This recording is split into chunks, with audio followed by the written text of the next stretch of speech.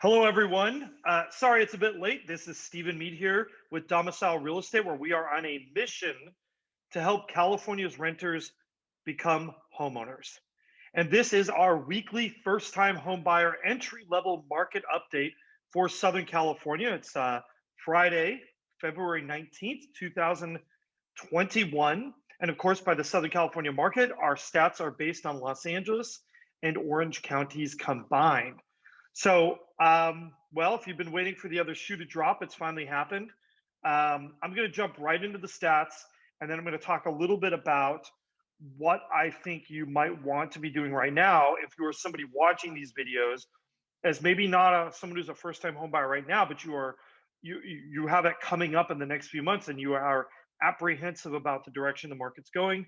I do have a little bit of advice for you. So without any further delay, I'm going to go ahead and jump into here on our stats. Let me pull these up. So here we are. I'm going to cut right to the chase. For the last several weeks, I have been telling you this closed data that you see here is 4 to 6 weeks old. It is based on old data, and that I fully expected to see the price increases happening in the market about a month or so ago would finally show up as closed higher prices. And look at exactly where we were. Our week over week 25th percentile closed price for our single families jumped from 620,000 to 680. That is basically a 10% jump. I think that is a little bit overstated, as you can see. Back here, we actually did have some weeks at a 660 number, a 655 number back with those November prices. So, I mean, the reality is what you're seeing here is kind of some depressed prices sort of through December, that period between Thanksgiving and New Year's, where prices are typically a little softer. And then as we entered the new year, boom, things went up. And I think what's interesting is we see the same thing happening in condos, but it is a much less sort of less volatile jump that has happened in that. And there's some reasons for that. I'm going to talk about that in a little bit. Now, the other thing that happened this week is that interest rates also have risen. So if we were looking here for our total monthly payments, we're at about $3,750. So we have actually jumped nearly $300 because of that. Now, the reality is it hasn't been, again, $300 because we look at some of these previous highs. And also, if you look here in our condo listing, there is still sort of an astounding fact, something that I think is amazing and really is some good news if you're a first-time home buyer. And that is, look, even this week, even with these higher median prices, even with higher interest rates, they ticked up a little bit this past week. We are still in the condo category less than where we were in 2018. This is good news. Take the wins where you can get them. Now, our minimum household income, that also did jump up a bit. Again, here it's at $68,950 for our condos, and I'll save you the trouble. It's $92,000 here and change in our entry-level single-family homes. The label got cut off here. I'm sorry about that. That is higher than our 2018 number, but understand we've got that combined factor, right, of a really heavy week on the median prices as well as interest rates that did tick up a little bit. So this really is talking about our affordability question. For weeks I've been saying, hey, do not be lulled by these median home prices that still look very reasonable. We are in a rapidly rising market. And now here we are, our data is actually showing that rapidly rising market. So on one hand, it feels good to be right. But on the other hand, if you're a first-time home buyer, I totally feel for you. It is tough to watch the market rise while you are trying to get into it. So if we are looking, if that is our affordability, what is our availability of housing? And we want to take a look at some of these availability figures. So one of the things that we had happen, and that I was talking about, was that things got a little bit better last week. And unfortunately, what we're seeing is that has sort of reversed. we have both our single family home, entry level home, our 3 bed, 2 baths, and our entry level condos have an absorption rate into the 90s. And what that means is that both of those markets are what we would call a hyper competitive market. That means that it is very much tilted in favor of sellers.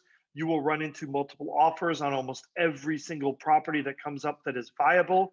Even way overpriced properties will have multiple bids. They will just be multiple bids below list price. So just understand that is just the sort of the reality objectively of the market we are in. And what this means when you see this number in the 90s, right? I think I talked about this in our regular video, which you should obviously be checking out too. But when you see an absorption rate into the 90s, that really means that it's an absorption rate above 100% or close to it. And the reason why I say that is, remember, not every home that comes on the market will find a buyer. Sometimes homes are put on the market and then they are pulled from the market.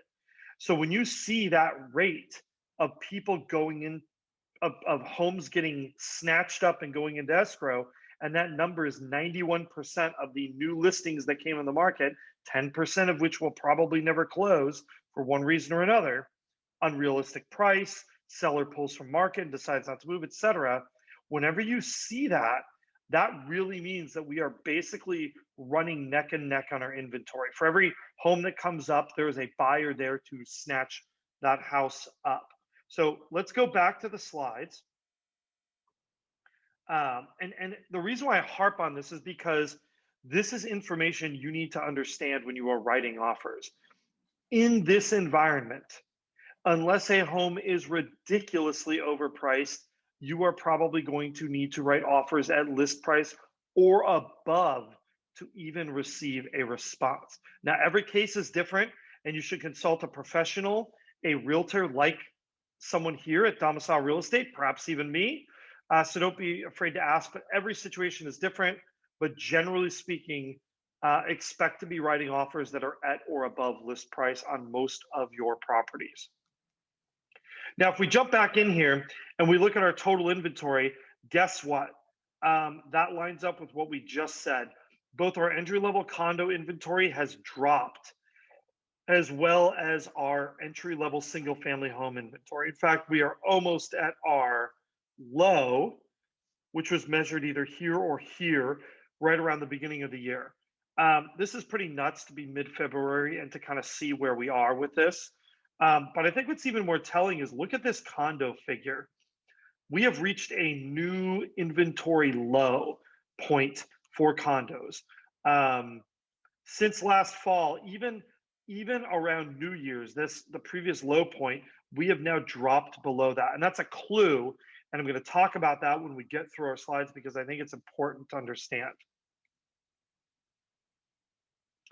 This is our 14-day still active percent, meaning of the homes that have gone on the market in the last 14 days, how many of them are still available? Now, what's important here is not so much the number, but the shape and the direction. And if you look here, both our condos and our entry-level single-family homes are down. These numbers are dropping. That is indicative of a market that is back to tightening. You saw here things got a little bit better, and now they are heading back to being definitely tighter on both of our categories. I think the data is really pointing in the same direction on this stuff. There's really no question in my mind what direction the market is heading, and that is higher prices and tighter inventory. At least that's where it is this week. Now, finally, we're going to finish up on the graphs with our week supply of homes.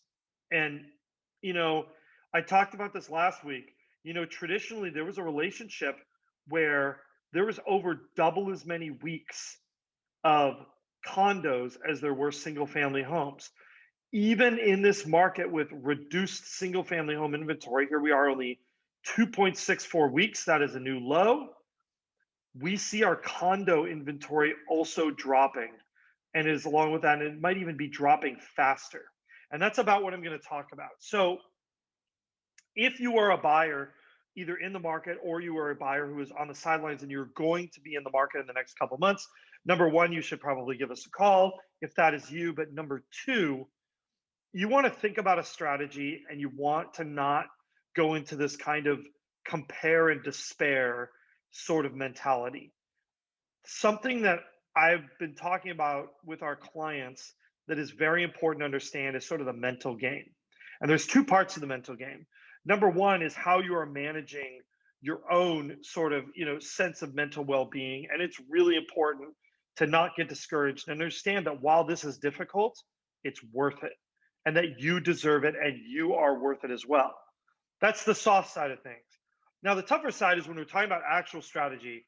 If you are finding yourself priced out of the market, and that means, 3 months ago you could afford a single family home in an area you wanted to be in, and now it looks like you can't. The thing that I'm going to encourage you to do is really think outside the box with what your needs are. And what I mean by that is if you've been thinking, I have to have a single family home, you may want to consider buying a condo that has outdoor space, for example. This allows you to maybe remain in the areas that you want to look. It still gets you outdoor space. And it also means it's a house you don't have to take care of generally on the exterior, since it is a condo and the HOA usually covers that exterior.